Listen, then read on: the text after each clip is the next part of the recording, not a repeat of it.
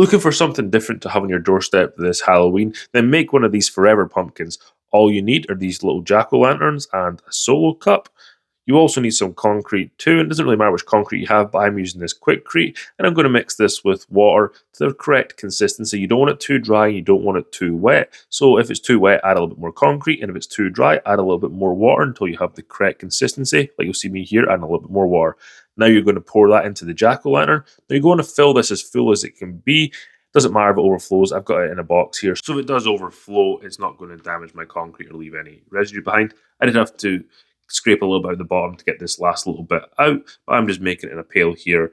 You can mix it however you wish. If you have a paddle, it's probably going to be a little bit easier. See me here, just putting a little bit extra in just to get it as full as possible. Then putting my solo cup in here, and you'll see that I do have concrete in the solo cup as well, and that's to hold the solo cup in.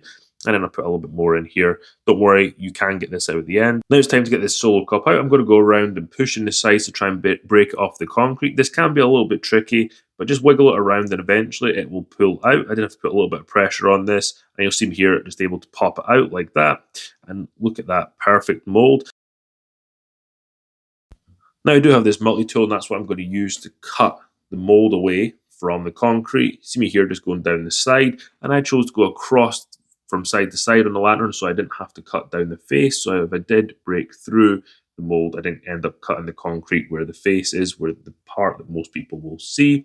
Now if you don't have one of these multi-tools, you can use a knife like I have here. It's just a little bit more work, but it does work just as well. Just score, cut it, then keep on pushing through, and make sure you've got a sharp blade in. It'll make it a lot easier. Now we're going to move on to the bottom, and it just takes a little bit more work because it is a little bit thicker here. You can see me going through the thickest part of the jack-o'-lantern here. I will leave all the tools and equipment that I use in this video in the description below so you can get them for yourself. Now what's left to do is pry the two sides apart. Now I didn't cut it perfectly in the middle, so you're going to want to make sure you do that because it does get a little bit challenging when you don't do it that way. So I'm just going to knock this first side off with a screwdriver, and then I'm going to come back to this other side and then pry this side off, but it kind of looks a little bit spooky there where it's half orange and half concrete. And then I'm able to pull this other side off with a little bit of persuasion, and here's the final results.